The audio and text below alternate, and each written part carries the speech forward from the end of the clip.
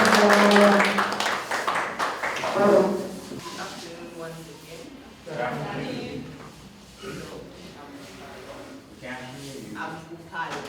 Our time has been seriously eaten into by people who are passionate about topics, as you will see.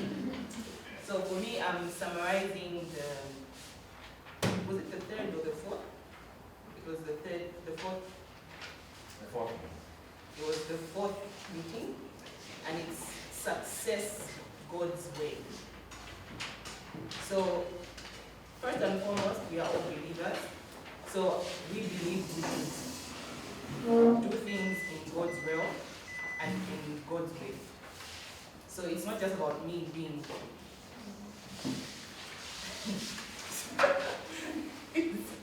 it's not just about me being successful, but am I doing it God's way? Sorry. I still attend. Go on. So I'm summarizing Coca-Cola's meeting, and he first started with the story of Joshua. So he said, the first we have to identify the areas in our lives where we want to be successful. And he referred to Joshua 1 verse 8, and he said this is the only reference of success in the Bible. Joshua 1 verse 8. And then he also made a reference to Matthew 6 verse 33, one who talks about seeking first the kingdom of God and all his righteousness, and all these things shall be added unto you. So for Joshua, he ended his life well. Even the way he lived his life, he made certain decisions that you could term as a success. Because in the Bible, the way I've come to believe, it's about how you start and even about how you end. He started like this, he lived his life, and at the end of his life, even the way the Bible summarizes his story tells of success.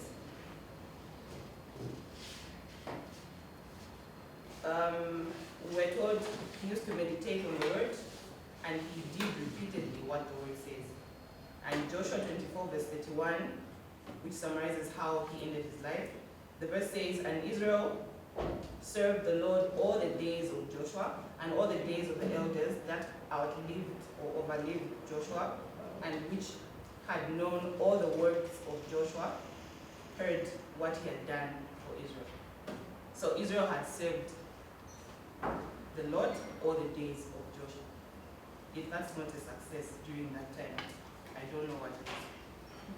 So for him during that time, that was a success. He kept the people that he was leading in the line in which God wanted them to be. And then Joshua had obstacles. There was Israel's pessimism, and then the nations around Israel, because they were constantly attacking them, and all those were obstacles. But then he saw his goal, which was to lead Israel. He understood the obstacles, and he created a positive mental picture. And then he cleared his mind on self-doubt, and Joshua had God's word, and he did meditate on it. And then he embraced the challenges which he dealt with, and then he stayed on track, and he saw how it could be done. God showed you. So if you stay on track, God will show you what it is you're supposed to do. So if you want to stay close to the Lord, do not let the Bible depart from you. God promises success and prosperity. These were just been talking a bit about that. And then we should not be afraid of failure, but of succeeding at things which do not really matter. We've been talking about our purpose. You can go through life. He said he spent 8 years at Untitled. What does he have to show for it? He's doing something else now. So we should not be afraid of failure, but of succeeding at things that do not really matter. And then success is neither a high jump nor a long jump, but it's the steps of a marathon, and it's the little things that count. So God knows our wants better than we know them, and the closer we get to him, the more what we want becomes what he wants. And this is taken from, you can find that in Malachi. And then he also talked about the career path. There's the conventional, I don't know if that's the correct word. What does conventional mean? The what? Yeah. So it's education, work, finding work, retirement. That's probably what everyone, that's the safe path. I go to school, get a degree, get a job, I hopefully work, and I retire. But then there's the new normal. So we can get education where we can explore. That's people who are doing their own things, their passions. There's also employment. And then we can transition. If we explore, we are in employment, there's also the transition where we go into self-employment.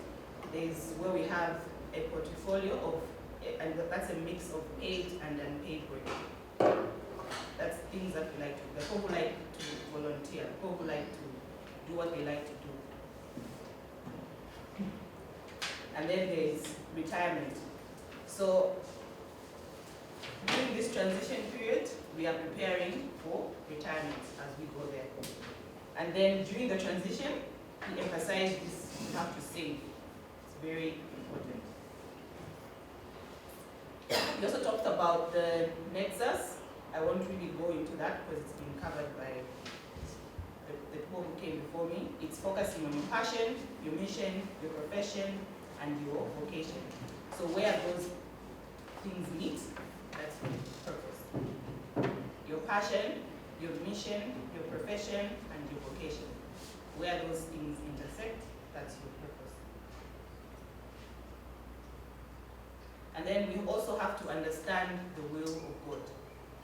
There's understanding the will of God. Don't let the distance between heaven and hell cause you to doubt the love that God has for you.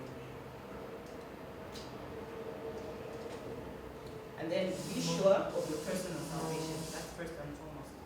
He's already emphasized it. Then you have to surrender your life completely to God.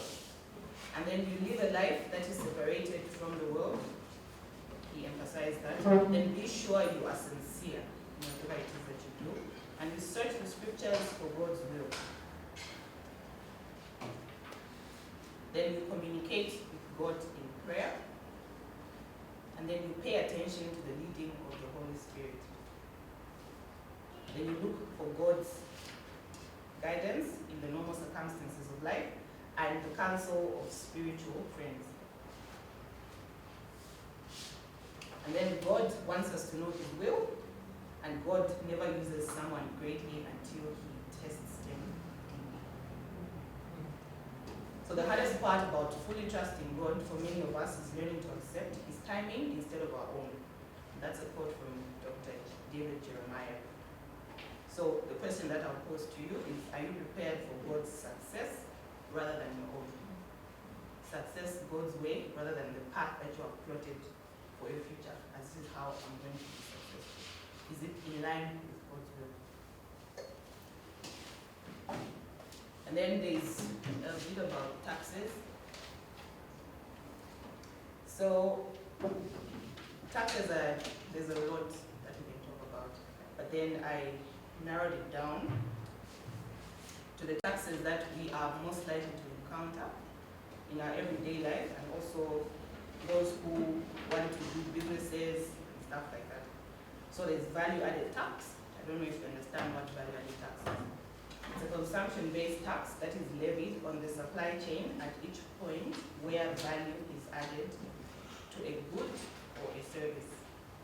You get vegetables, you cook them, you have added value to those. So the people in that supply chain are charged value-added tax.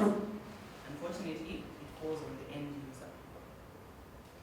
So one way to avoid it is by consuming goods that are zero rated or exempt, or by not consuming goods or services that are standard rated. Standard rated, those goods that are actually charged a value-added tax. Then there are those that are charged value-added tax, only that the rate is zero. And then there are those that are exempt. So you can choose which one is exactly. You can research more and find out how you can avoid value-added tax. Questions for later. Let me finish. So who pays VAT? It's incurred by the final person in the chain of supply who is not registered for VAT. Those registered for VAT will claim it back. You and me are not registered for VAT. So in the end, you will incur it.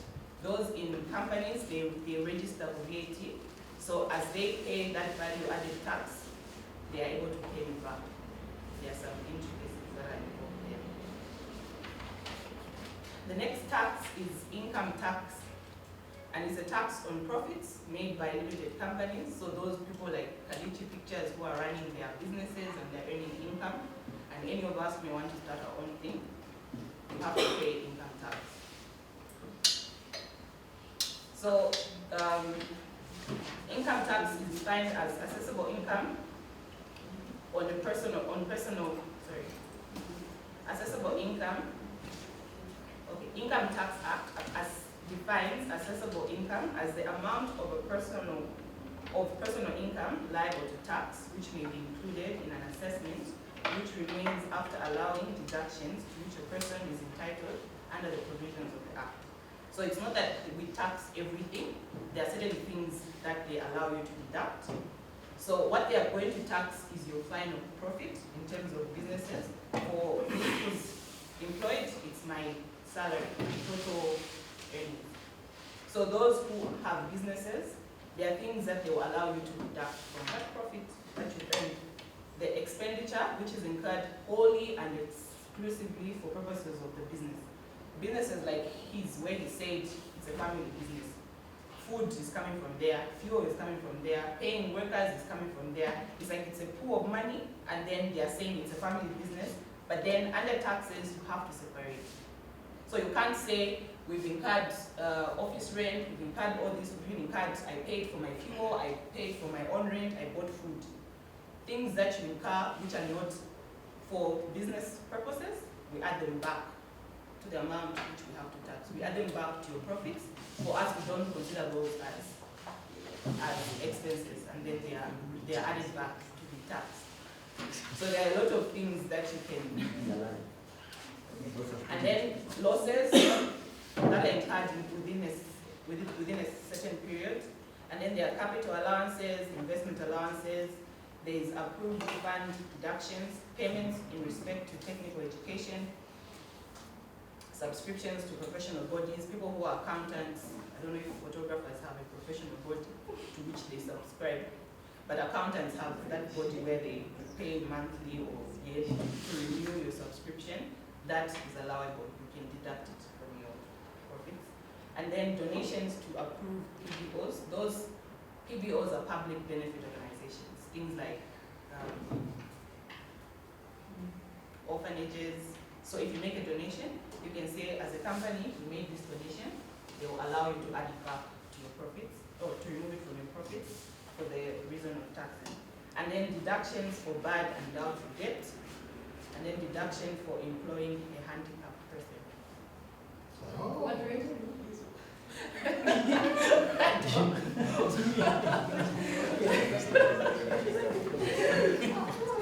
So all these that I have mentioned should be expenditure which is not capital in nature.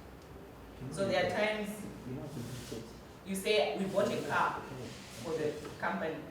That's capital in nature. That is different. That's not an expense. We bought a car. That's something different.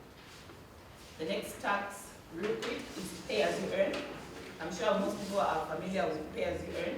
So it's on emoluments, which are the total earnings of an employee from employment. They include wages, salaries, overtime, leave pay, commissions, fees, bonuses, and any other payments from employment or office. So all those are taxable. Not that, no, I got overtime or I got a commission, it's not my salary. They add everything back and they calculate. So currently there are 4 bands where the first 3,300 from your salary is calculated at 0%. So let's say someone earns 15,000 kwacha. the first 3,300 is calculated at 0%. The next 800 kwacha is calculated at 25%. Then the next 2,100 is at 30%. And then the rest from there, whether it's 2,000, it's 5,000, it's 8,000, whatever remains is calculated at 37.5. So once they put those bands, they calculate at the different tax rates, then they add that up and they'll subtract that from the 15,000. So this person will end up with 10,870. That's what they'll go home. That will be their net. And then there's withholding tax. Withholding tax is not a tax, but it's a means of collecting tax. Simply means that the tax is collected at source. It's withheld before it is paid out to the person to whom you're supposed to pay. So payment subject to withholding tax, there is dividends. People who own shares, that money that you're given based on those shares, they have to collect a dividend from that, a withholding tax from that. And the person who does it is the person who's paying it out, the person at the source, which is the bank itself. And then there's payments for non-resident contractors, people who come to do construction or whatever, who are not Zambians, they pay also withholding tax. And then there's interest on your bank accounts, those who earn interest. There's royalties, those who are paying royalties or who are receiving money for royalties, like Coca-Cola. There's rent, which is the most talked about. So the person who should withhold is the person who is paying it out, who is the tenant. Withhold the amount, then you pay what remains to the landlord. And then there's management consultancy fees, then there's public entertainment fees, all those people who are holding gigs and they also have to pay. And then there's commissions.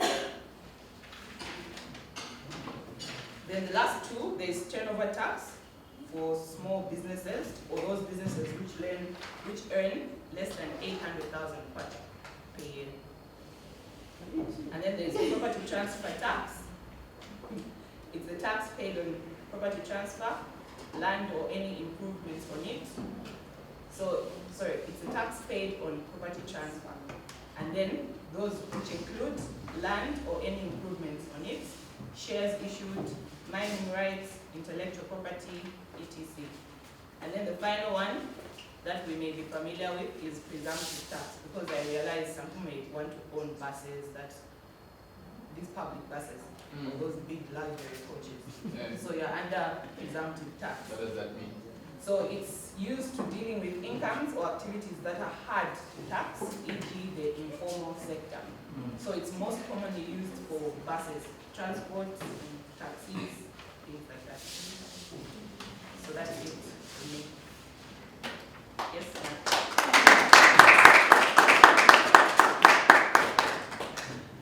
Yes, I have a question. Oh, yeah, okay, I think to first explain presumptive tax. No, Patty, how much? If we go into the rates, but there was no time. I don't have them. Okay, for like a big bus. I think I don't know. Oh, you don't know? No. Okay. And then what about buying fruit from a shop? What value has been added to a fruit which I just picked from the rack? It's not in a plastic, it's not They whatever. washed it. You probably don't pay value added tax. Oh, I may have seen it's quite big. Oh, You've seen what? On the thing, on the Where? sticker, they'll put that. That's not on fruit. No, fruit. Serious? Okay. You should check their acquisition. Some of them don't pay value added tax, some of them will pay. So like those, there's nothing. So the fruits is nothing. No. Oh, that's. yes. Mine was a question because you mentioned you tax profit, right? Good question. Yes, so that's taxed. Now for a big company that's also paying out dividends, dividends are paid from profit. So that it sounds like you're taxing the same money twice. So I was wondering, like, is there some policy you look at before you add a tax to say, no, this has already been taxed, or you just tax? No, when you're doing the tax calculation, they'll remove dividends because that's not your money, it's other people's money. And and then they will tax it from. There's no double taxation. So you take a third of everyone's pay. A third is taken from everyone's pay. Yes.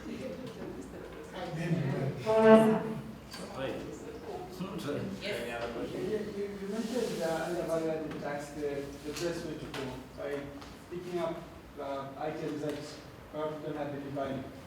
But you didn't say anything under turnover tax. How do you make the most of this?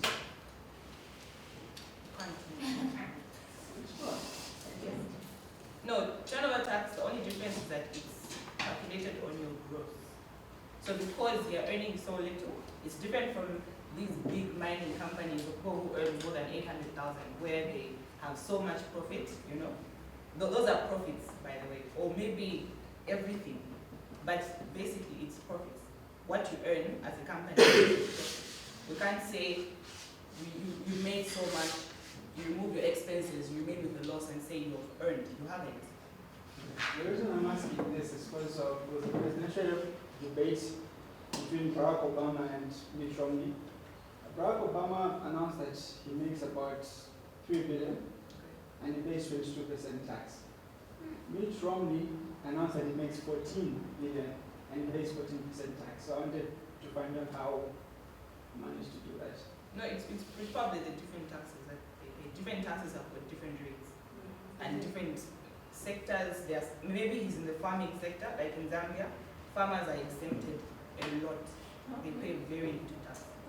So it's a very, if you want to pay taxes, farming is the way. They will allow you a lot of things.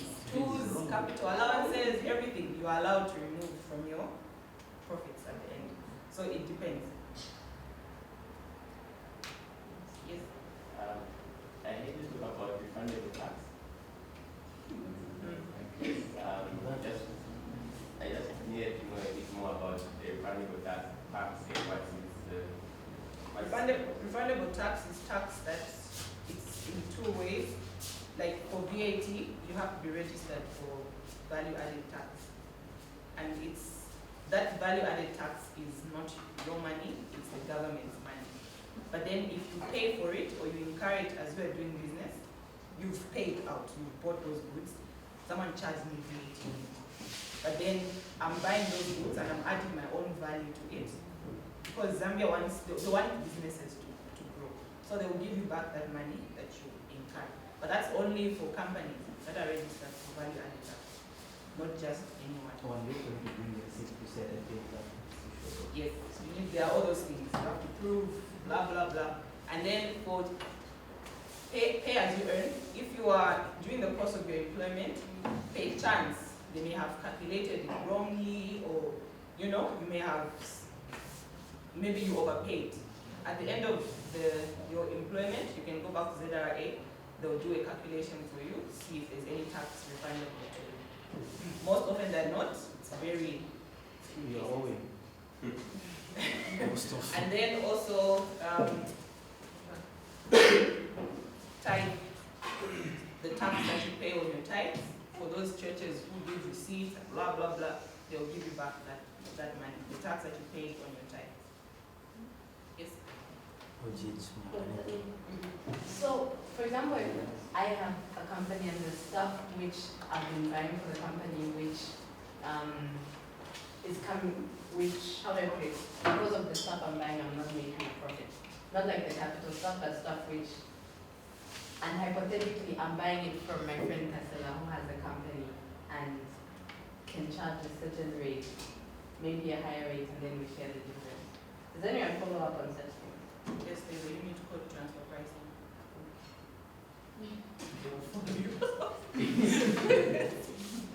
Those things are there. So is it possible to be registered under the same company name? As a what? Let's say the way Kalichi Pictures is. Someone else comes in new ideas and incorporates himself to create pictures. Let's say they produce magazine. Sorry? Curriculum skills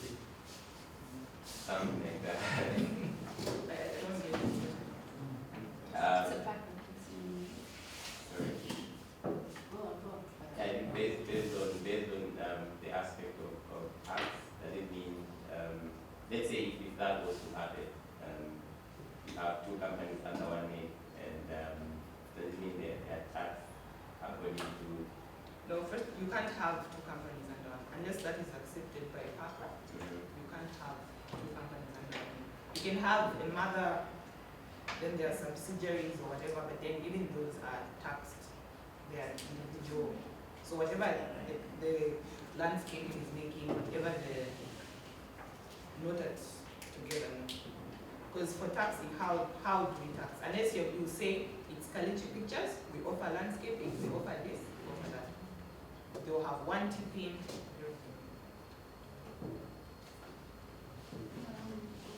I just wanted to ask, I don't know if it still applies. There was a time when if you are employed after a short-term contract, and then you're paying pay as you earn.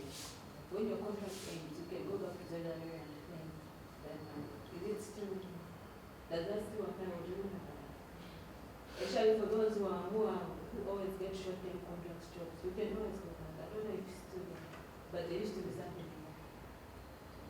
Like maybe it's 6 months, or another maybe 6 months. No, I'm not aware, and I don't think I've heard of something like that. But if you as an individual have to pay taxes, the only thing that they will exempt you from as an individual, whatever incomes you earn, the only amount that you are exempted from not paying taxes is the 3,300. That's all. Then the rest of what you earn will be, even if it's just for a month, even if it's just for, unless what you earn doesn't amount to 3,300 kwacha. What about like allowances? What's taxed and what isn't? They are allowable allowances, but then most often are not. They are all added back to be taxed. The only people who are exempt are maybe people who are handicapped. Yes, so unless you are handicapped, and you can prove that you're handicapped. Yes, Differently abled. differently able. Was there another question? No, I was concerned about foreigners. About What are they exempt from tax-wise? foreigners. Is it the same 3,000 kwacha also, or it's like 800,000 kwacha? No, for them, if they come in as a company, they are, and depending on how much they make, they'll be put in whatever band where they fall. If they make more than 800,000 kwacha, and most of them, those people are investors, they make millions, so they are put up there. And they may, most of them will come here, it's a grant, it's a shani, it's a donation, they'll come and make a road, maybe they'll charge them for contractors, maybe the people who are actually making the road, they may charge them on that, but most of them are not. If China sends its contractors here and it's a grant that they're doing for the nation, they're not taxed. Even the things that they'll bring in are brought in on rebate. Because once they bring them in, they should take them out. Huh? Yes. All right. Thank you very much.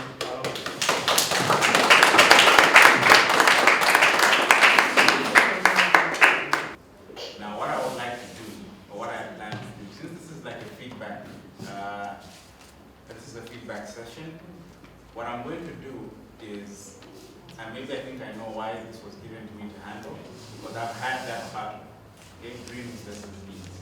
So what I'm going to do is I'm going to tell you my story, detail for detail, okay? Every battle that I faced within, okay? And I'm going to do that briefly, and I hope that from that discussion, okay, it can trigger further, or from that thingy, it can trigger further discussion, okay? So, my name is Port Shala. My father is a lecturer at the University of Zambia. My mother works at the University of Zambia as well. Same school, same department, okay?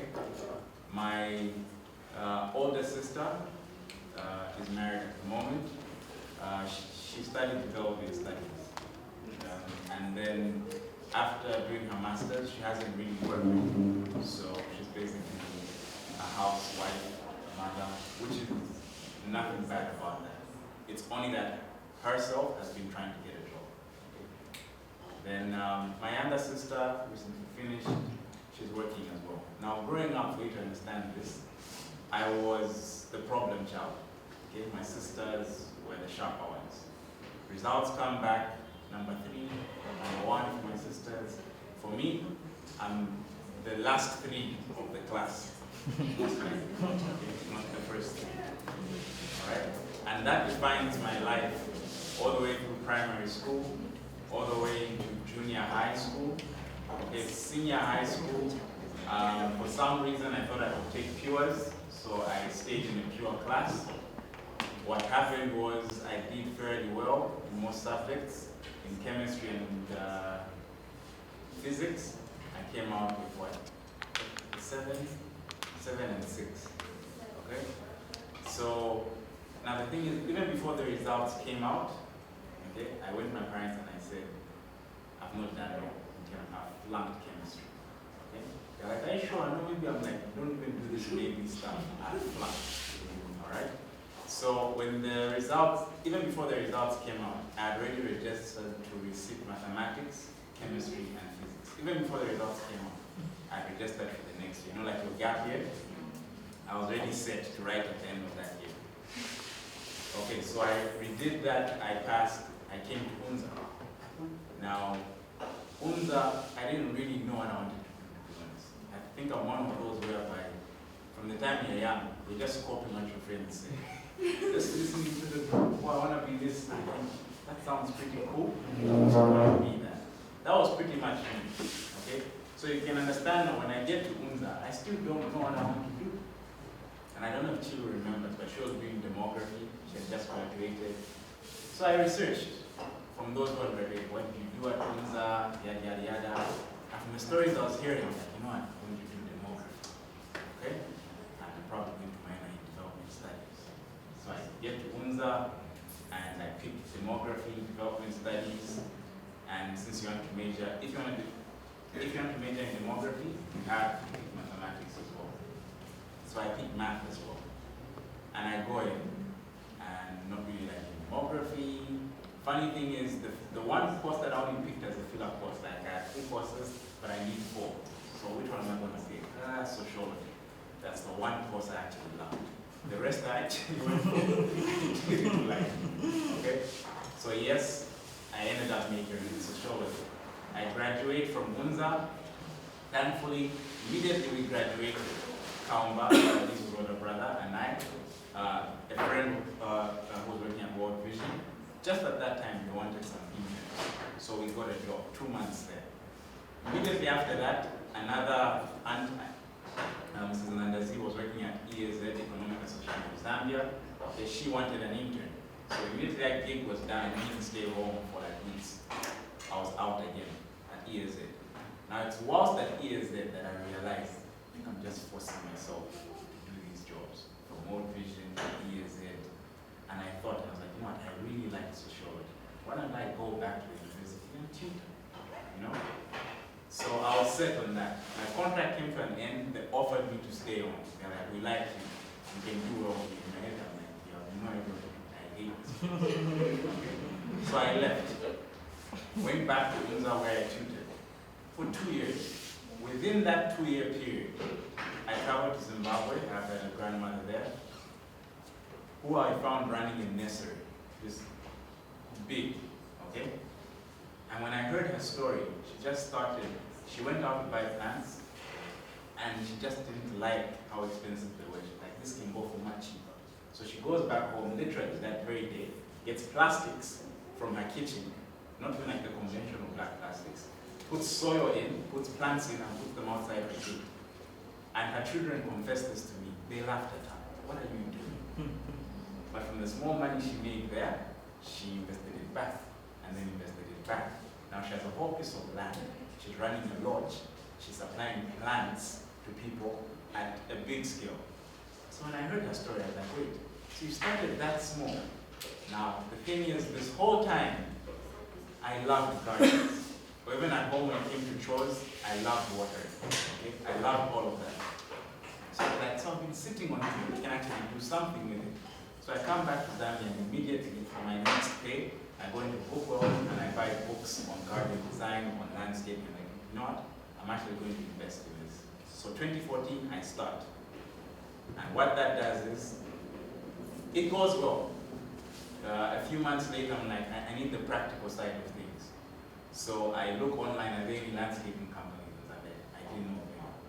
Okay, and then I find Jacana, and I walk into their premises, and I'm like, I don't know how to explain what I want here, but it's simply, I'm reading books, I need some practical experience. Use me however you want to. And I'm like, okay, no problem. And mind you, I was still working at the University of Zambia. Okay? So when I went to Jacana, they said, okay, fine. I was not expecting to get paid.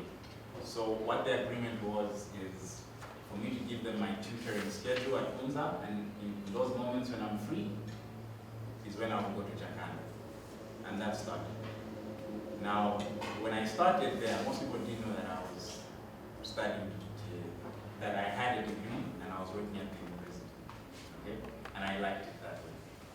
So whilst there, my first job was digging a trench for soil. Okay? And I loved it. Okay? Then in the months whilst there, they got a Zambia Breweries contract to maintain the Zambia Breweries gardens, were the first casuals inside. Okay, that's what I was, a casual worker. I put on that blue uniform with the reflectors and the gumboots. That was me. In my free time, when I knock off at school, I'll get on the bus, Zambia Breweries, and that's where I work. The point is, that's how much I loved what I was doing. Okay? And that's where it gets interesting. Because now, the company was giving me 500 kwacha for transport. Now, since the people in management knew that I was a degree holder, but then they saw the work I was doing and they liked me. So they said, you know what, I want to take you on full time, but you have no experience, you don't know anything in landscaping. So we can only afford to pay you 2,000 kwacha. I was getting more than that at UNZA. I was like, for real, we're going to take me on full time. And I was like, I'm coming. When I went home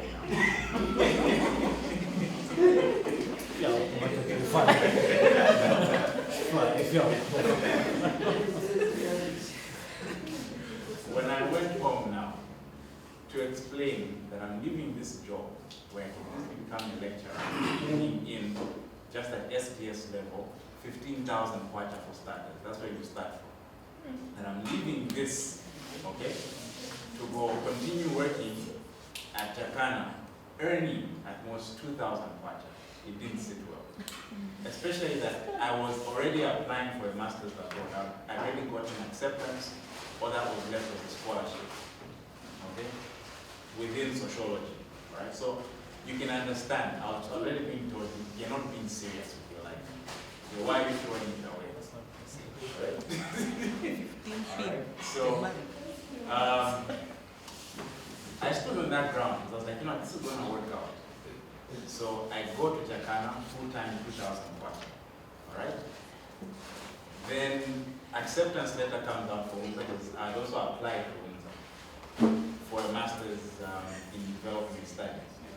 The reason I had applied is because whilst I was looking, I was told, you know, you can also apply to UNZA whilst waiting and start something new. Okay? So that was the plan. So that came out. And when it came out, I was like, you know what? I like where I am. There's room for me to grow. I'm learning. Okay? So I went back home and I said, you know what? This whole master's thing, I'm not doing it. And you know what the response was? Not happening. This will not happen. Okay?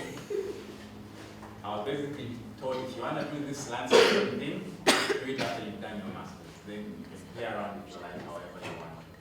Okay, so against my will, I left Jacana and I went back to UNZA to do a master's in development studies. Okay, and I was not happy about this. The company told me, when people are going for further school and whatever, we can even help sponsor and stuff, but what you're going to go study, no use for it. Okay, so this is where we part. So that was done. Okay. I should have graduated last year, but I'm still working on my thesis. I hope I don't go as far as 4 years. Okay. I'm still working on my thesis, and I'm now working at Jacana full time. Okay. Now the reason why I've given this story is to say that the struggle for me up until early this year was simply that my dream to be a landscaper was not paying me good money to be able to keep myself Number one. Number two, I was in a relationship, so there was talk of marriage already. It was expensive relationship. Okay? So those are those things. So It's not question 10, it's not question another 10. Can I just clarify? That talk of marriage was not from me. Nah. Put that out there. okay, so yeah, so that's the point I was at. And everyone kept on singing in my ear, you're not serious. You have a degree, you could get a job in a bank. Why don't you get a job in a bank, work after maybe like 10 years, save money, then come back to this landscape. Okay, that's where you can. Now at this point, that's for you to appreciate where I am.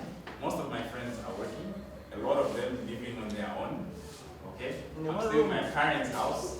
0 kwacha is a savings account. Everyone's singing into my ear that you need to do something with your life. And the job where I was at was going to pay me 2,000.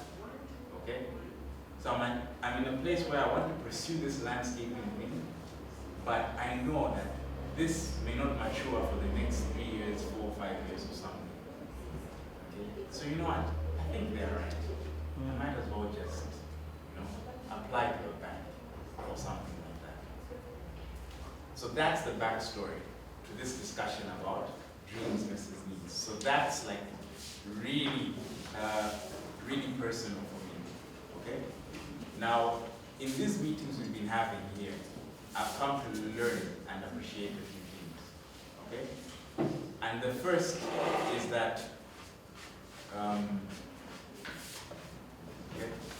The first is that you need to know who you are. Okay, that's number one. Number two is that it's not all about money. Okay? When I first heard that, and I think Kay, Lizu will agree to this, my response was, yeah, you're only saying that because you're driving a Jaguar. That's Mr. Chacha. You're driving a Jaguar. So it's not about money. I'm leaving my parents. I want out. I need money. So don't get me started about money. I need the money. I need to progress. But I guess the point is this in summary, since we don't have time. My father has said it to me before as well. It's like, no matter what you do, if you're committed and disciplined, you will progress. I think where the problem is we have this now thing. I want it now. I've started work now. By 3 months in, I need to be driving. People need to see that, life has progressed. We don't have the patience to invest. Okay?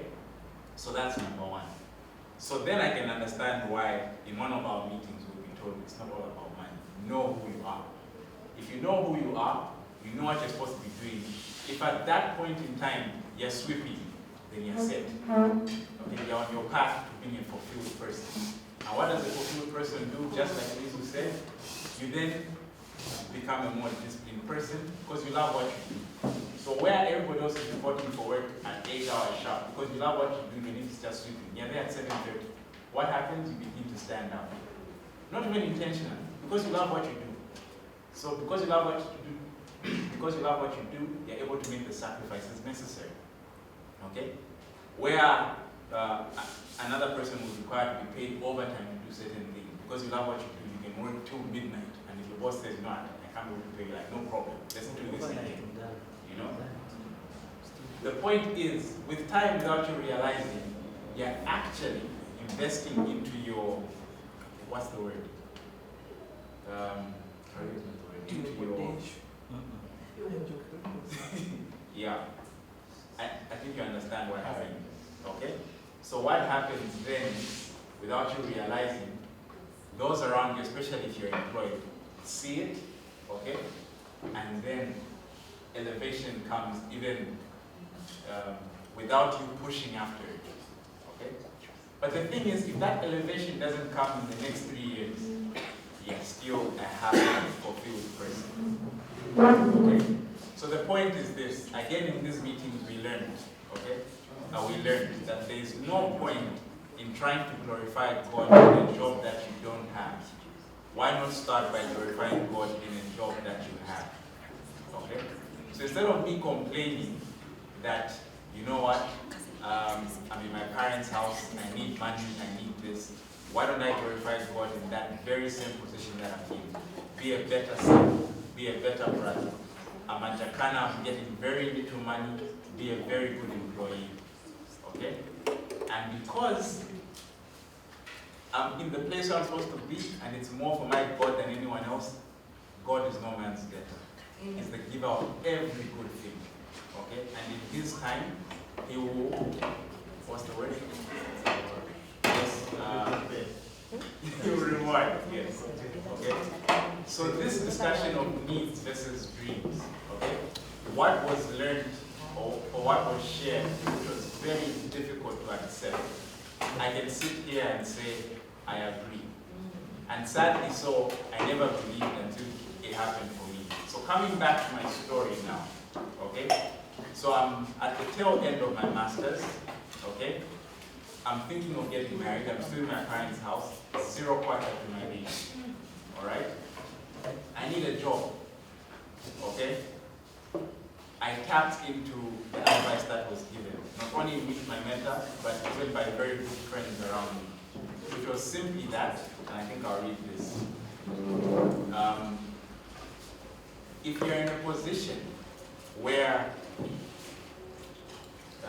you need to meet needs, okay, just like scripture says, probably in a different context, okay? Be as wise as what? Serpents, right? The point is God expects us to be wise. You can't say, no, my dream is to be a landscaper, so I'm not going to work in any other area, okay? When my rent is 2,000 kwacha, landscaping pays me 500 kwacha, but since this is my dream, I'm just going to stay here. Of course you won't have shelter, right? So the point is, be as wise as the serpent. Yes, right now, I need to pay rent of 800 kwacha, so I'll do all the jobs that I need to do to get this 800 kwacha. And what was shared is attend to your need right there and then. Mr. Chasha said there are people in the bank where at a certain stage, they just say, you know what, I'm retiring, I'm gone, now I'm going to pursue my dream. Are you sure? But he's like, no, I'm out, I'm gone. Okay?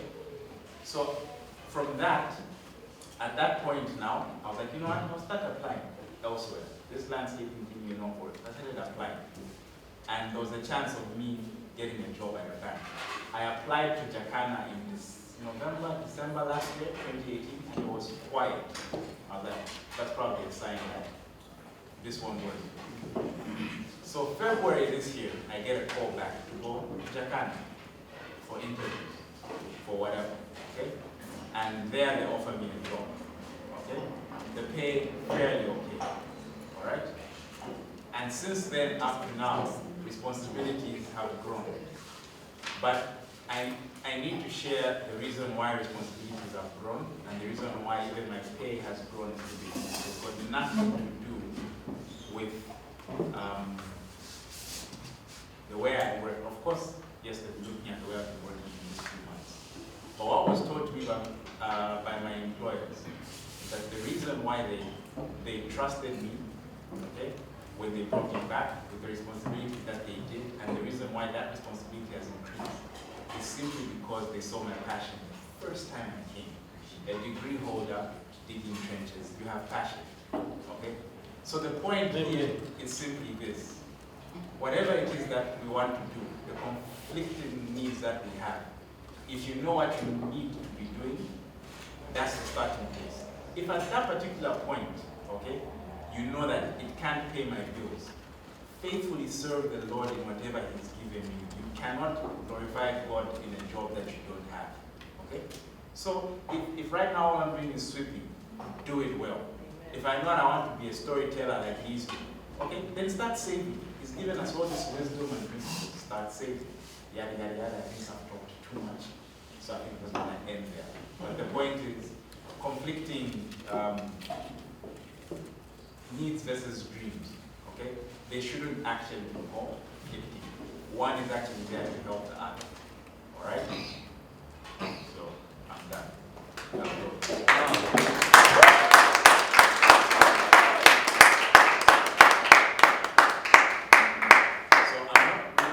Questions, but if you have a question, feel free to ask me. But I don't think we also have similar things to share. So, mine is just a comment. What Uncle Kapapula talked about about getting employment, then you transition, is kind of like what he's saying. If you have needs now, you can get employment. Once you save up or you say, okay, now I think I'm comfortable, you can transition into whatever it is that you want to do, or you can do them side by side. Fair to say that's pretty much it. Okay. Next, we're going to have Matilda Chapalimba, financial well-being. Yes.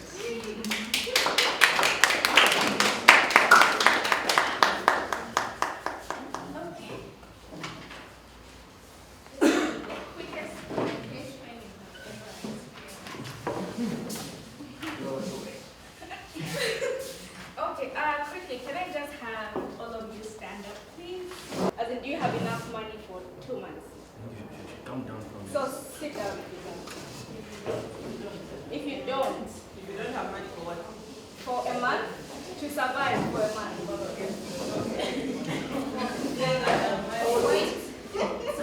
Okay, listen. We're all standing, right? Now I'm saying if you have enough money to survive for the next month. Oh. Just 1 month. Okay. So, no, if you got enough money for 1 month, remain standing. For 2 months, remain standing. If you don't, you sit down, right? Yes. If you don't, you sit down. If you're saying, I don't have enough money to survive the next month, right now, sit down. You get it. 3 months. 5 months.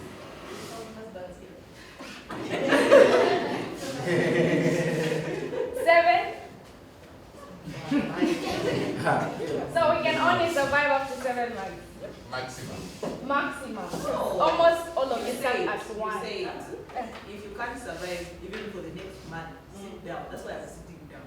Yes, that's what I'm saying. Maximum. Yeah, so I'm saying most of us do not have enough money to survive the next More month. than 7.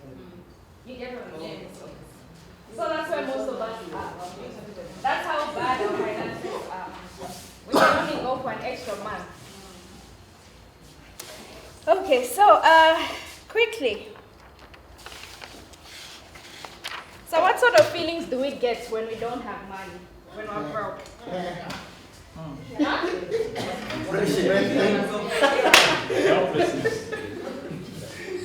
Stress.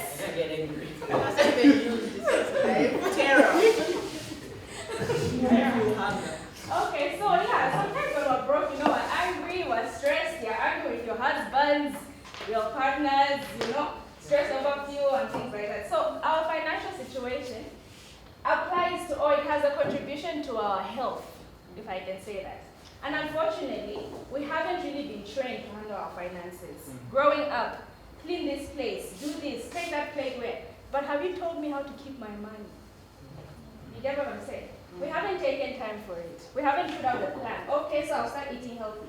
But then you haven't ever sat down to say, this is how I'll be spending my money. Your salary comes, we don't even think about it. Swipe. Yeah, I think most of us are afraid of talking about money. Money is the root of evil and things like that. But money is a tool. That's just what it is. It's no spiritual thing or whatever. It's just a tool. It helps you get from point A to point B. It helps you purchase things to live our lives. That's just what it is. And if we don't choose it right, we won't get the desired results. So it's not about how much we earn. Most of the time we're focused on, okay, just get this much, it's not enough. But we have to deal with what we get. You get what I'm saying? We're always looking to the future. Okay, when I'm getting 15 grand, when I'm getting what? Sit down and deal with what you have right now. So most people, about 5% of the world's population is wealthy because they've inherited wealth. Yeah. And then about 15% are middle class. They'll have a house, can go on vacation per year, and have some savings. And then 80%, usually your salary comes, but then in the middle of the month, you need help. Yeah, so there are some forms that I hope you filled them in, and be honest with yourself, guys.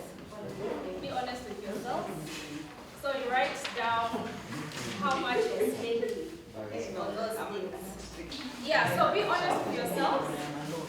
See how much money you're getting. See how much money you're spending. I did that with my finances, and I found that I'm spending like an extra 6,000. I don't know where from. I don't get it. No, I'm borrowing, guys. Okay, so this is the situation. I don't earn that money. Yeah. So if our psychology is not changed, we'll end up having a bunch of nice things. Yeah. A bunch of nice things, but we'll be in debt. But busy. Okay? And if you're spending more than you make, it's time to reassess your spending habits. Take time to plan your finances and don't spend without having. So spending on one thing, so spending on one thing is a decision not to spend on another thing. So the 1,300 I'm spending on hungry land and pizza, I would have paid something for a piece of land per month at least, you know. And then on debt, so there's good debt and there's bad debt. So I'm going through the month. I didn't plan for my food, and I need lunch for the next 2 weeks. Sheila, I'm asking for some money. I need to survive. Martha, please send me 400. I'll send it back. You know, this is bad debt because I'm just trying to survive. I'm just trying to live my life. But if I get a loan, for example, and I buy a piece of land, that's good debt because I'm purchasing an asset. I can resell it, especially in the future, maybe make double the amount, that sort of thing. And then good debt is also if you borrow money maybe from a friend and you're starting a business and you get something out of that. So that's good debt. So in terms of managing our money, what we need to do is recognize what you want to accomplish. You should set some goals, and those goals should be SMART goals. Make sure they're also realistic, putting into account how much money you're getting. You can say, I want to start saving, but don't overdo it, you know? Don't stretch yourself out too much, but just be realistic. If you get this much, maybe put a certain percentage aside. So start small. You can also get an app to help you with your expenses. Maybe make a budget with that. I'll check. I'll tell you. I have one on my phone. Yeah, and then you can also try the 50-30-20 rule of budgeting. So this one says 50% towards your needs, which is food, rent, loans, school. 30% are your wants, maybe your airtime, your bundles, your gym subscriptions, and your 20% savings. You have to save. You have to save.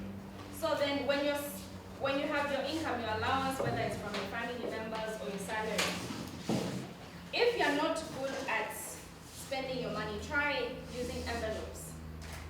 If you say 300 is for food, put a 300 in one envelope, write food. If 500 is for hair, put 500 hair. The moment someone comes to say, okay, I'm selling it at 600, no. Yeah. Okay, so also make investments, just as I said. Some people are, entrepreneurs and things like that, or you can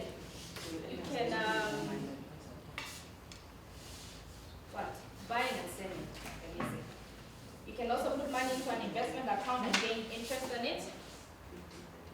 And you can use your talents to create extra income. Doing makeup, hair, making wigs, that sort of thing. And then check your habits. See what your weaknesses are. What happens for you to be broke in the middle of the month? Find out. Find out what happens. And use your money well. Reduce your stress and focus on things that will matter most to you, which is passion, potential, purpose. End of presentation.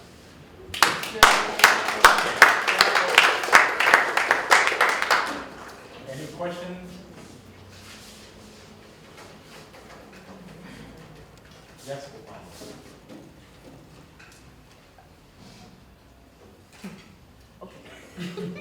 Yeah, okay, this is the ideal, of course. But then, what if there's so many needs around you? So many, and I mean so many. As not known to man. You're not. Stop it. What needs? Your needs. Other people's needs. You're not at that place yet, guys. No. I'm saying, for example, if you're getting 1,000 passion from everyone, like, I am not there yet. That's what I'm saying. Sometimes you're there saying, okay, I should have this car, I should have this car. You haven't reached that place.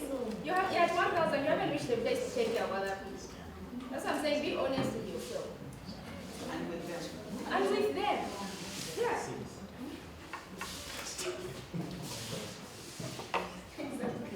Maybe we're living beyond our means. One thing I've noticed, sometimes maybe if there's a particular person who needs help, sometimes I think people are scared to help because you end up being saddled with that responsibility. Like if I help this month, every month I'll be asked. Or if I help this term, every term I'll be asked. But sometimes, like maybe if, for example, in the family you're struggling with something for one person and you're saying who will take it up, but if you agree amongst the group of you, if a significant number, even if you put like 50 kwacha a month or even 20 for that person, and I think people are more willing to help when they feel they won't be helping alone. But if someone feels like, hey, then I offer to help and then I'll be the only one, and then everyone else will stop helping and then. So I think in such cases, it helps to pool resources. Also, and who are we asking questions or who are we making comments? Just saying.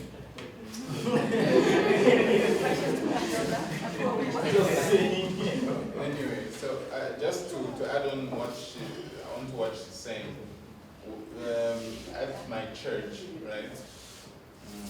Not the Soccer Gospel Hall. That's my other church. The Miracle Life. So when you go, they have Bible school there, right? And there's a book which they hand out. It's called Boundaries. I don't know. I think some people have read it. Who said Boundaries? Oh, you've read it? The soft copy. Oh, the soft copy. Okay, so I personally haven't read it, but I'm just heard of the things which people say there. But there's a cultural issue which I see, which we have as Africans, that people in the West don't have. For example, here we have extended families, so the support system is vast. Not efficient all the time, but it's vast. And whereas in the West, it's a nuclear family type thing, right? Now, according to how they teach things, we're Christians, so we must help, right? Now, I think what we struggle with as Africans, because of our cultural inclination, is knowing where we begin and where we end. Because in Africa, also the truth of the matter is, if they know that you are capable, oh, you work for, I don't know, then the whole clan can come and say, oh, this one this one that, this one that. And what happens is that you end up being suffocated or overloaded with burdens. We've seen it at funerals, we've seen it at, I personally, I'm still doing school, right? So working but paying for my school thing. I like it when there's a family sort of gathering, because when they ask, have you finished school? And I say no, they kind of mind their own business afterwards. They're like, you haven't finished school up to now. And then they're like, no. And they go and mind their own business. Very disappointed. And not for your school. No. Not because of school. But, oh, you haven't finished school, so we'll assume you're not earning any money. And then they incline towards the people who have finished school and so on and so forth. So in Africa, there is the issue. But what happens is, if every single time, for example, Robert Kiyosaki will say, pay yourself first, right? So rather than paying rent and all these other things, when money comes in, the same way that you treat your rent as an obligation, you put money aside into an investment account, for example, right? Now, when you get dedicated to that, There's no way that you're going to have rent money and someone comes from the village and says, no, there's a situation, and you give it to them and give a story to your landlord.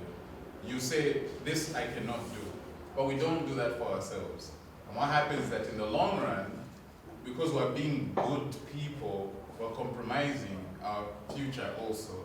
Now obviously it's about having a balance, but that's why there must be boundaries, because you can't help every single person and there will always be a need and so on and so forth. So I don't know, I personally type, and in my typing, I was explicitly, and this is just based on what I, what I know. Don't compromise the type to give a human being, because the type is the type. It's what it is, whether you believe in typing or not. But what I'm saying is, the principle behind it is that if you are going to give it to God, you're not going to tell God that, God, but you understand because this. You see what I'm saying? Because that person came. Yeah, I mean, treat God with the same obligation, if you may, that you're going to treat the landlord and other things. So, like a tax, yes. Yeah, and taxing to the one right person, in fact, not like ZRA or whatever. Yeah, so, yeah, I don't know. Anything else? Just a comment. If you haven't, I found it very helpful.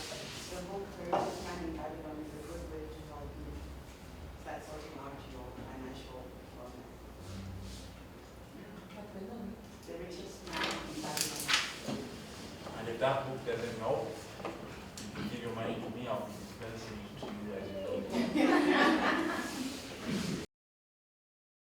Okay, so firstly, what's the definition of networking? Can somebody, anyone, try? Connecting. Okay.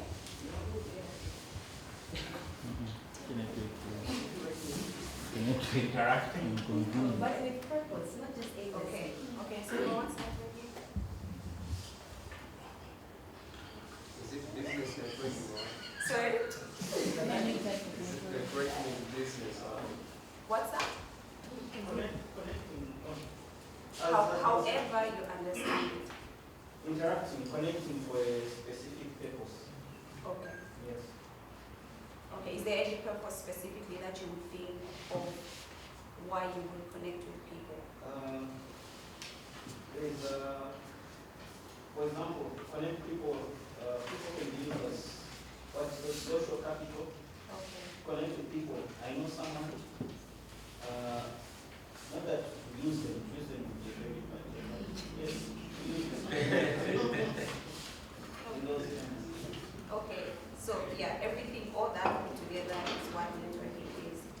The definition I got, which I thought summarized it perfectly, is that it's simply the interaction with others to exchange and develop our professional and social contacts.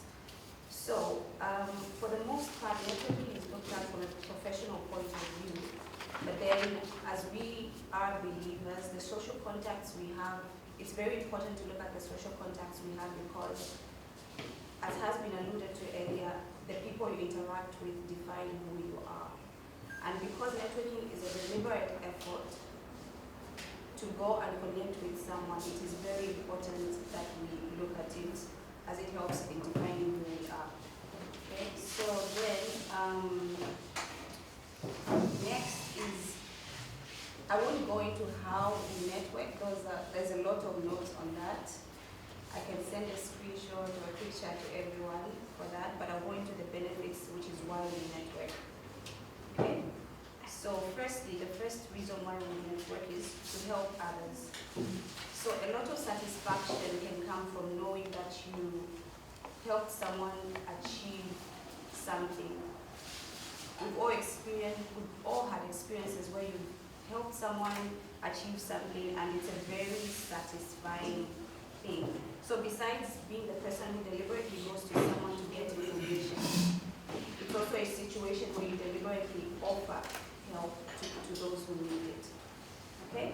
Secondly, it makes you more visible. This is more in the context of our respective professional life, even academic for those who are students. students. So in this light, you make a deliberate effort to talk to people more, those above you helping those below you, and it makes it easy for you to be that person of choice whenever things are needed to be done. So number 3, it opens more doors for new opportunities.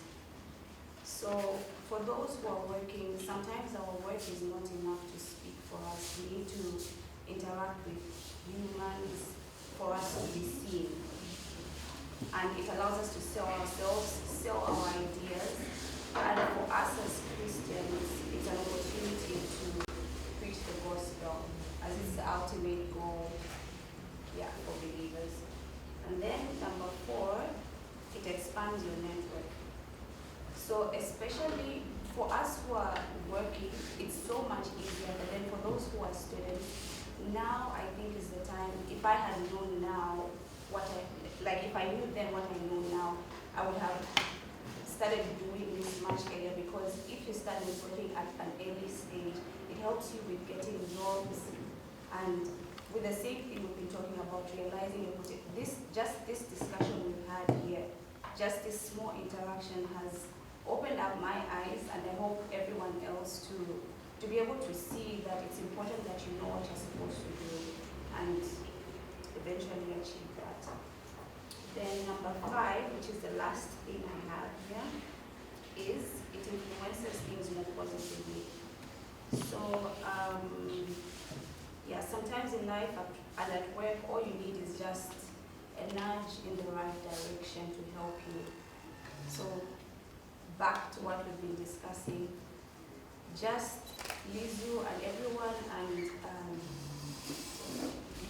has been saying, has drawn attention to how it's important to have a positive mindset, and just how it's important to have to know your potential so that you move in the right direction. And in the spiritual sense, someone giving you encouragement through your deliberate effort of interacting with them can help you, can show you in the right direction, and can help you a great deal.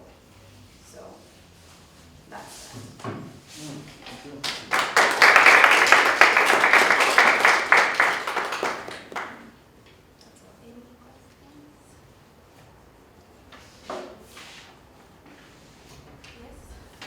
Very African for our setting, like to draw the line between networking and relationship. Explain that. I think a lot of people think they're networking when they're not. Yeah, that's true. Yeah. So sorry. Actually, one of the things that I read about, like how to network, you need to draw the line, as she was saying, when know the boundary. So just know when to stop. And if someone is not interested, just stop. Even if they have something that you may want from them, so you can. What about when you don't really have something? You get to because sometimes maybe you're speaking to. I think our culture. Maybe you're speaking to some bosses. They're thinking, "Are you here to ask for a job?" You get what I'm saying? Like people, I'm not really comfortable with it. Also, maybe you're in a meeting at work or something. Maybe the head of something. Head of retail comes and you're there and you're having a conversation, and there's this environment like, what about that one? Like, what's she trying to achieve? Okay, I'm no expert in this field. I have to have that disclaimer, but everyone has something to offer somehow. Even in a situation where you feel you won't have anything to offer, just give what you can. You can only give what you have. So I don't know. Anyone else who thinks of an answer for that can. I also think that the person who attempts to network has a purpose. Like a few times I've been thrown into situations mentioned, people come and want to talk to you and you're not really giving them anything. But when you take the initiative to say, I want you know what you're going for. You know what to talk about, what, to attract the people around. So, yeah, you won't necessarily be in an uncomfortable situation if you've got a mission. You're going for a dinner, it's an end of year dinner, that bonuses we talked about, so you prepare your little portfolio, what you've done, how it's contributed to the company's revenue, around the director. That's the stuff you bring up, Yeah, so you're a little more intentional about it. Yeah, I like what she said, because the thing is, we're very different as human beings. For example, it's far much easier for extroverts to network in comparison to introverts. Us, we can just talk and talk and talk and talk and talk, and it's all right. Whereas an introvert is feeling uncomfortable, they're outside of their comfort zone and so on and so forth. So, because networking has to be deliberate, whereas some people can do it off the cuff, naturally, right? If you know, there's a work function, for example. The CEO is going to be there. He's not a lion, he won't bite you, so you can just go there and say, I haven't met you before, blah, blah, blah. I don't know, the way, as an outsider, I'll read the company profile and say, 14% growth last month, what? Bullet pointed with whatever your objective is. Because Lizu networks as he breathes. His breathing is networking. If people breathe oxygen, he breathes networking. As is the case for me also. Then there's quiet people like people whose voices I haven't heard in here, for example, who in an uncomfortable setting, I had a conversation with someone and they were telling me that they met a minister somewhere and it was very intimidating. I think, why should a minister be intimidating? First of all, they talk funny. And then secondly, he goes and he campaigns, they go and they campaign in weird ways, whatever. Like they meet with the common man. So it shouldn't be like, he's the minister. That's now in your head. You get it? So if you're objective oriented and what I want out of this is this, even if it's a meeting, how short, you know what I mean? You go, you meet someone, you say, can I have a meeting with you? Can we set up an appointment? And you pick it up and you prepare from there. I think very deliberate, like I said. Also, like what he's saying, like for extroverts, it's so much easier. But then for those who are introverts, it's very, very hard. So you need to figure out what works best for you. Maybe the social kind of networking may not work. You may have to go personally and interact on a one-on-one basis with people. So take time to study yourself and know what works for you. I'll give a practical example. Last week, they took us to Kafue. So it was me from my department and then 3 other bosses. Like there are several levels above me, where I was literally at the bottom of that food chain. I was the bottom of the food chain. And then there were some people from another country that had come. They were also top bosses. So even they had brought the top, and then we were just. And then they had arranged this thing where at the end of the first day, we were in Kafue, so took us to the riverside. We'll have supper from there, and then we're supposed to network. So first of all, you go there, they're just serving alcohol, the music is loud, everyone is in that, mode, where I can't even attempt to network. First of all, it will look just like she's saying, it will be chivelesh. Someone is drinking, what are you going to network about? He's not even in his right mind to begin with. The setting is just wrong, even if that's what they wanted, but clearly they did it wrongly, But then came the next day when we're in meetings, and then you have a chance to say something so now the people even get interested. So what department are you from? What do you do? There you can now network and we manage, we exchange notes, you even get cards, you say, we'll send emails, we'll send information. Yeah, we were able to. So the way she's explaining, sometimes certain settings, even if they say, okay, now it's time to network, it will just seem like outright humiliation. Like, what is she trying to achieve? no one was even networking. We were just drinking and having fun. Just to say, the networks that are made over dogs, serious networks. Those of us who don't drink, we find it hard to breathe some of these networks that people are made over drinking. So don't worry, that network was set for, it wasn't the West Press network. Others took very good advantage of that scenario. So I was speaking about how you can't manage to speak to people, like in a group and approach, in person. But then there's people like me, I don't know if anyone experiences this. You just doubt everything you say.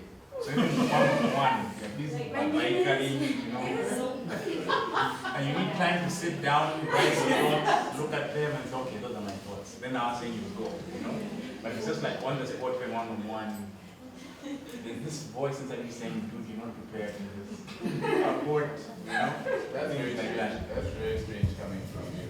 Yeah, but then there's something I read which said people who are introverts and have a hard time, being open about your thoughts and things like that. It simply means, and I tried it, I tested this, it simply means in your daily life, you rarely speak. So meaning, even at home, it wasn't your turn to do the dishes, you end up doing the dishes, you don't express that you're not happy, you just stay. So it's like it's a builder, okay? So you need to start practicing speaking. So whether it's asking for things, the smallest things, in a bus, the conductor just treats you, and they're like, it doesn't mean shout, okay? It just means speak. If you do it in the smallest tone, just speak, just open up, and they're like, with time, you will get comfortable with hearing your voice. I agree with what you're saying so much, you have no idea. I've been in so many situations where I'm ridiculed for speaking up about something which other people were uncomfortable with, but they were uncomfortable about speaking up about it, which is weird. The way they put this thing, then I'm like, let me tell them. No, don't tell them. Why have you told them? I even knew the problems that you like causing problems. So let's say that you had a problem with it. Do you see what I'm saying? We see white people doing it, and then I say, they're whites. Do you see what I'm saying? I'm like, okay, I guess lack of melanin makes people do it. But it's just a human being who's expressing himself. I'm not going to pay for something. And like you said, it's not about shouting, but it's about being honest. And it's also, you end up being perceived as rude sometimes. Yeah. But you're like, no, but okay, this is not, it's almost like like humility is pretense almost, you know what I mean? So but I also view it as a cultural thing. Though. Okay, just one thing. When I was in my teens, I struggled with interacting with people. In your teens, you have issues with interacting with people, and what they said was that if you're shy about talking to somebody or interacting with people, they're probably as shy as you are, okay? And you think about that person who's always opening up and stuff, they're probably just as shy as you are, they're just not showing it, okay? So just forgo that. It's like, okay, I'll just jump into it. So off the 9 foot into the deep end, that kind of thing. They're probably just as shy as you are, just don't show it. All right, so thank you very much for your patience, for showing up, for the interest, for psychology friend. Yeah, for showing up, for participating. But I guess the point is, and I guess here I'm speaking to myself as well, there's no point in such a meeting if change doesn't happen. And maybe here I'll mention that since it's a feedback meeting, I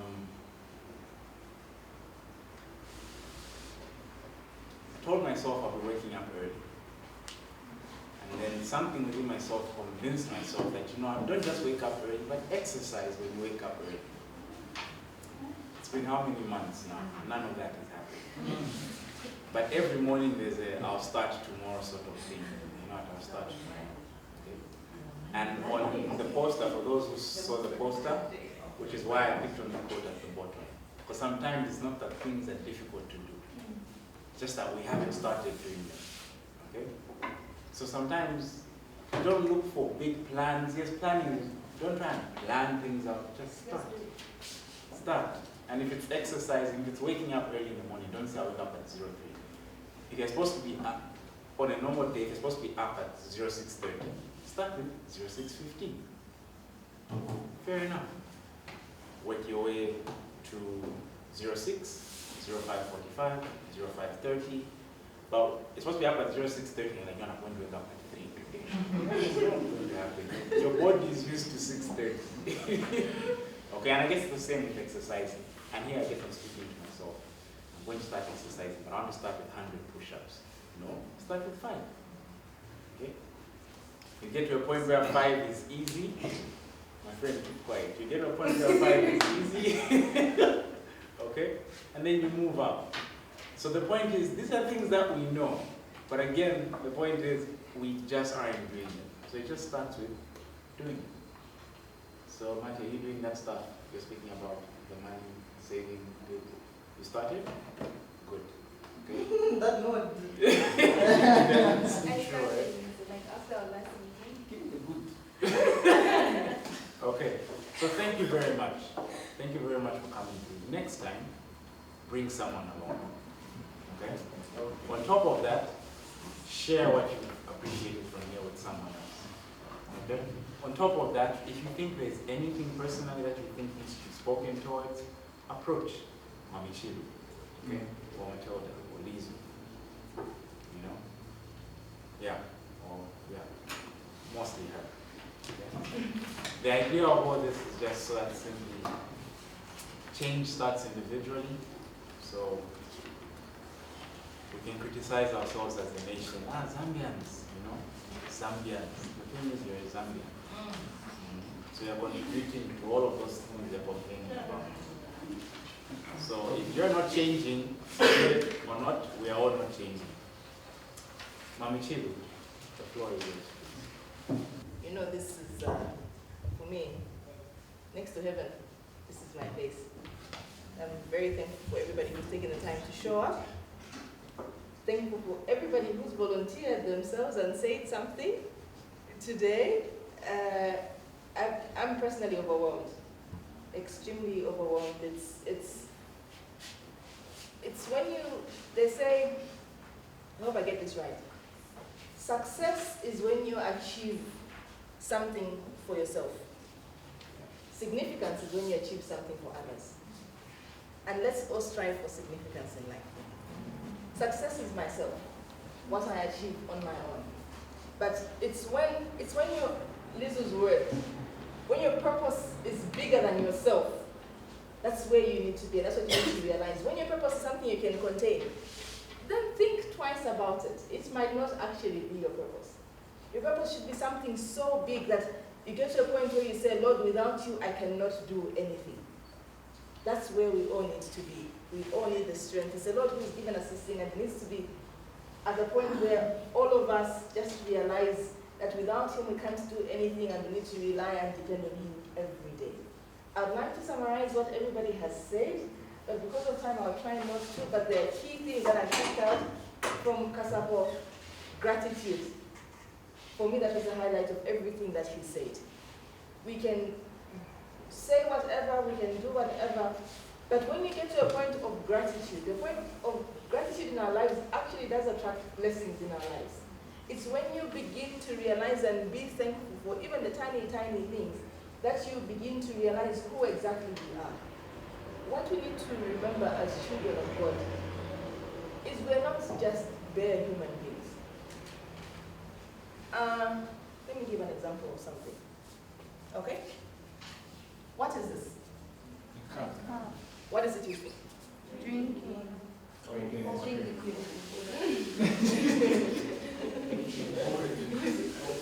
Did any of us struggle to know what a cup is for? No. Good. So when the manufacturer made the cup, they knew exactly what the cup was supposed to be for, isn't it? Now, who manufactured it? Does he not have a purpose for you? Could he honestly put you on the shelf, up for sale, in a shop, if there's really no use for you? No. So each and every one of us has been given this extra day because it's an extra thing that the Lord wants us to do. And let's be grateful, first of all, for the extra day that He has given us. Some of us, of course, I pray for the rapture every day. If some of you don't make it to your weddings, it's my fault. That's the best thing I ask for. Lord, maybe today, because I have people I need to go and see up there. But as long as we are here, we have a work to do. And that work, the Lord has enabled us to do that work and given us a way in which it should work. There's a plan that He has given us to follow, and that's basically what the whole idea is behind purpose, potential, and passion in what He is represented. And it couldn't have been any clearer the way it was done. Our lessons on success and God's way. There's one key thing about success. Somebody said, if you pursue excellence, success will follow. So what am I pursuing in my life, first of all? Am I going out to say, okay, it's the car, it's the this, it's the that? Or am I putting myself in a place where I am pursuing excellence, even in the small things that I'm doing? Even in the sweeping, like Paul mentioned, am I pursuing excellence there? If I pursue excellence, then success will follow me automatically. Then the money and all the things that you want. Like the scripture says, and all these things shall be added. But what are you supposed to do in the first place? Seek the kingdom, yes. So it's very clear. When we do what we are supposed to do, I mean the Lord's, His word, in Isaiah, He says, it does not return void. Whatever it is that the Lord has said, the Lord is not man that He should lie. If He says, if you do this and I will do that, doesn't He do exactly that, is it? If you do it, I will do that. And that's how it works. And we are not blank on the what we should do. It's all clearly stated. Everything is there for us to read and to follow. Tax, thank you very much. There's a lot, I guess, we didn't know about ZRA. We knew that they take money, but we didn't know how much.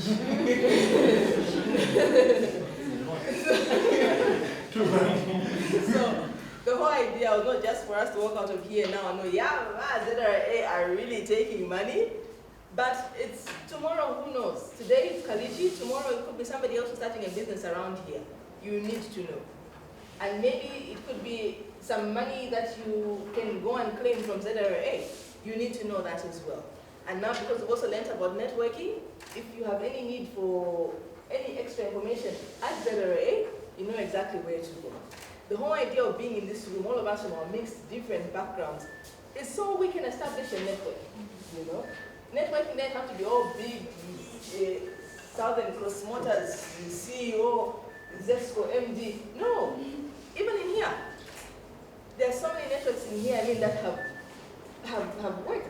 Paul, have you two done some job with Mr. Chacha?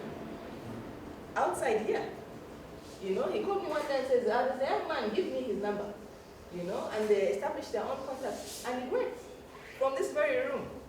So you never know what can come out of this place, It's small things, small connections.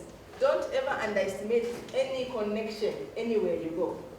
Even at those networking events where you go and meet with the CEO, director, what is that? Okay, the CEOs and the directors.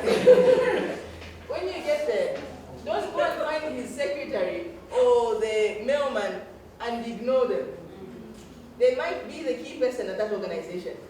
The CEO will never remember you. But the lady who you exchanged the card, because she's the secretary, might say, you know what? Oh, we're looking for somebody to come and do landscaping. Oh, here. Just because you took the time to go and speak to the lady who everybody seems to have ignored. So don't ever underestimate anybody at any networking event that you go to. Not at all. Everybody has something to offer. So, I think I've mentioned something on everything that has been said. I also volunteered myself to share on a topic. Life resume was the topic I was given. So I was basically going to summarize the last 2 meetings. But thanks to the absence of time, I don't know whether it has saved you or saved me, I have no idea who has been saved in this particular thing, at this particular point. But it was basically about how does one present themselves. That was the bit that I was supposed to come and explain. And I will only mention one thing. When I was in a coaching session once with Mr. Kanyama, and he asked me about my strengths. As usual, somehow I still struggle with that question. But what I appreciated about it, and this is the statement I'm going to make, and I hope it can go and help you somewhere out there. You know how, even when you Google lists of strengths, it gives you so many things, huh? Timekeeping, dedicated, all those things and all that. So I'm sitting down there and I'm starting to name my strengths. And it says, don't give me things for which I can't pay you. It says, I can't pay you for being determined. Determined then what? You know. How? He says, when you're thinking of a list of skills or strengths that you can list, think about things that people can pay you for. So what skills do you have? Most of the times people like to ignore the so-called soft skills, you know, like organizing. I mean, that's one thing that I struggled with. I didn't come up with it. So he says, excuse me, aren't you the one who was running that meeting we had in December? I'm like, yeah? Didn't you organize it? I said, maybe Paul did. He says, but no, that's a skill. And that's something people can pay you for. So there are things that we ourselves are capable of doing that we might not think are really important things to list down, but sit down and think about it. We have learned, I think the most important lesson we have learned today is know yourself. So when you know yourself, take time. Let's take the deliberate effort to close out the noise. Sit quietly. Take time to, for once, get off the phone and looking at everybody else's lives, and let's look at our own lives. Who am I? After today, I mean, we have no excuse. Everything has been shared on how it is we can go about it. We have seen examples of our own peers in here who have found themselves, you know. I think most of the times when there are people who come to speak and present here, there are people who, like Paul said, are driving range. Yeah, he has a range. His wife drives a Discovery. She has a Benz, and he has a Land Cruiser as well, plus a truck. You see? And then when you have all those things and you come and tell me I found my passion in life, I'll say, of course you have, you know, with all those things that you have. But if somebody in this room can come and tell me they have found their passion in life, doesn't that feel it's possible that we can all find it? You know? And we can.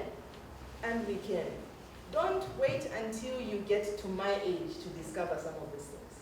And that's the other reason why we are here, while we are still young. All of you in here are younger than me. And while you're still young, take the time. You don't have to get out of school, work in a bank for 11 years, then discover, you know what, I was in the bank, very happy. I got awards for my 11 years in the bank. I think I have 6 or so awards that I got. But if you ask me how I felt at the end of those 11 years, I'm still a bank employee, by the way. I felt very unfulfilled. It was an area, I mean, I applied myself, but it was not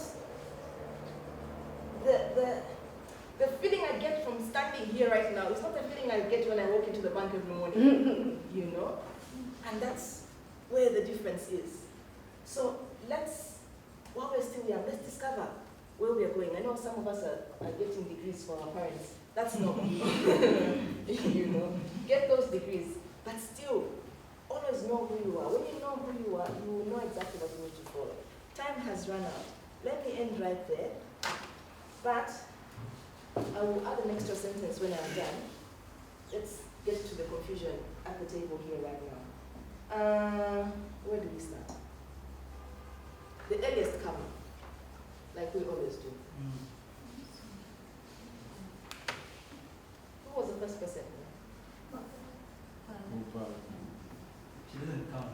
Yeah, but she doesn't count. Yes, she can. Why the heck?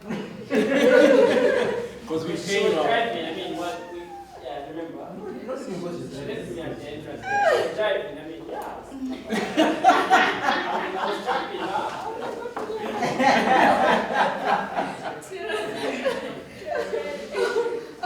Okay. No, if you say so. Upala will still honor you for arriving here first. Honor.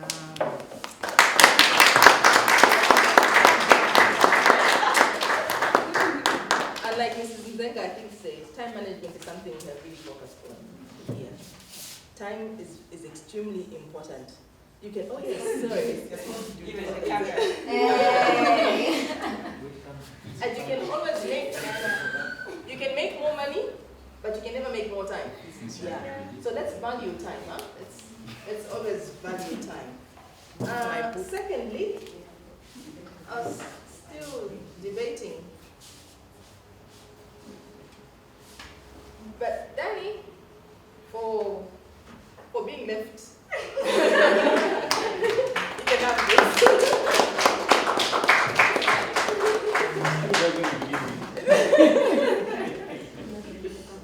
For being left, I'm still trying to think. That's for the pedestrian, then the other is for the... Oh, the handshake. Oh, sorry. Where's the camera not working? Oh, it's right there.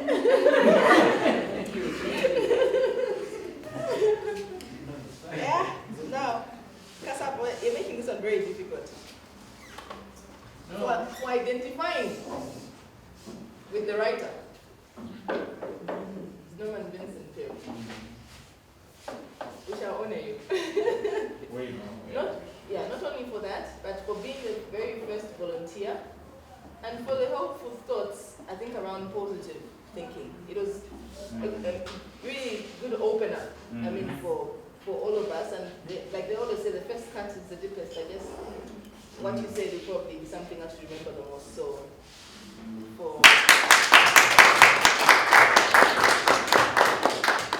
thank you. Thank you very much.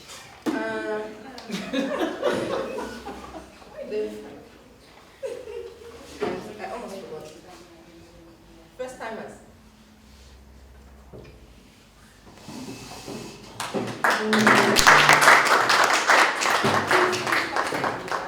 We are hoping and praying it's not the last of you we're seeing here.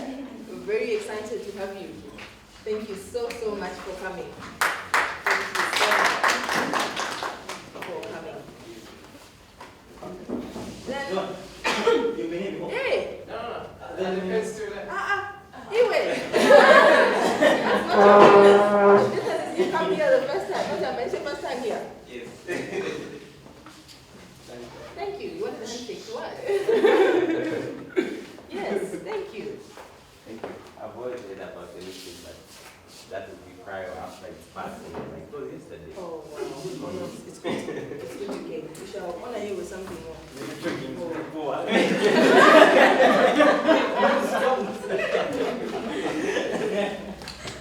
And then, this is for each and every one of us. So I will give this to Matilda and she'll pass them around. Please feel free to pick a color of choice. Now the reason why I'm going in highlighters is, yesterday I was having a debate with Casella and I'm thinking, you know, the whole idea to come out to that meeting, I was thinking would be, if people can come out of there and they feel free to dream again, you know, the dreamer in them to come alive. And you know how the mind doesn't think in black and white, it's in color, you know? So I was thinking, maybe we buy markers, and she laughs. Because people really won't have much use for markers. But if they had highlighters, maybe that they would use better. So, got a highlighter for everybody. Please don't just keep these highlighters and then maybe just highlight scripture in Bible. Yes, in the Bible we use it. But also, when you feel you want to dream and you want to draw, think of the highlighter. Think in color. Dream. All right? Dream and just feel free to dream. So everybody gets to have one of those. Now we've always walked away with a little book and a pen to remind us of the importance of writing. We have collected enough books and pens. Maybe we can get somewhere to keep them now. We can get somewhere to keep them now. Now, I am going to be mean. Because the ladies have outnumbered the men, please, ladies, come through and get a baggage. Can I just say, I think that's not the only reason. Which guy in here is walking on? Oh, be brave. Don't be afraid. We have no qualms on the ladies. Speak for yourself.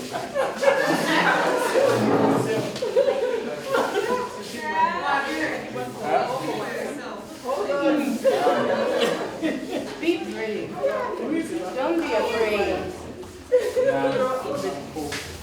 You're welcome. Something like this. Yeah. Okay. But Yeah, that, have you taken one? you can accept that for now. There's a big one too. Gentlemen, you also get to exercise.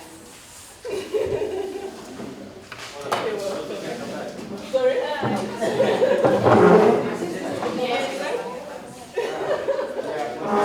They look more masculine? Yeah, but you can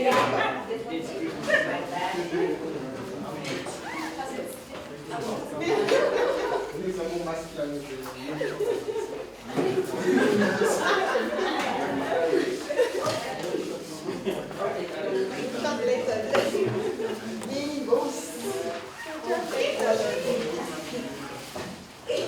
Before you get too comfortable, there was pink too. Listen, we didn't get. You mean the big one? No, you can find something to put in there. You sure? Yes. Or I'll buy you a pen. You can keep it in your car with the rest of your luggage. Probably going to stay. We didn't get a chance to choose how our story started. All of us. We didn't choose our names. We didn't choose our families. We didn't choose which country we were going to be born in. We didn't get to choose which families we were born in. But we are all responsible for how our story is going to end. And I think the key thing we have learned from this lesson, or from the day-to-day, is we need to take responsibility, each and every one of us, for our story. Think about it. If a newspaper walked up to you, and a newspaper editor or writer walked up to you and said, I'd like to write about you. What story would you tell about yourself? The fake one. Why tell the fake one? Don't forget you're a Christian. Never lie. So don't think of it in terms of what they would write about you now. Think of it in terms of what would you like your story to end as? And that's in your hands. That's each of our responsibility, each and every one of us. And when you think and imagine of how you want your story written, start to live it that way. Start to live it that way. That's all I can say. The man who was at the pool of Bethsaida, remember what the Lord told him? When he asked him, what are you doing at the pool here? Would you like to be well? The Lord asked him that, didn't he? Would you like me? What would you like me to do? What was his response? No, I have no man, I have no this, I have no that. I think that's what most of us do in our lives, isn't it? When the Lord says, what would you like me to do? Lord, no, I've got no money, I have no family, I have no income, I have no this. No, just ask him, what would you like me to do? And what did he tell him? Get up, take your mat, and walk. The Lord might be asking us that question in various aspects of our lives. What would you like me to do? And all he's saying is, get up, get that CV, and go and apply for that job. Get up, get out of bed, and go to the gym. Get up. Each of us can apply it. Part of our life is just lacking right now. You know? What would you like me to do? The Lord has something for each and every one of us. Read Ephesians 5:15 to 17. Therefore, pay careful attention to how you conduct your life. Live wisely, not unwisely. Use your time well, for these are evil days. So don't be foolish, but try to understand what the will of the Lord is. Try to understand what? What the will of the Lord is in our lives. Thank you very much, everyone. And we pray that you will pick up something from today and you apply it and help share and change somebody else's life out there as well. And that the Lord will bless you. That's my greatest prayer for each and every one of us. Thanks once again.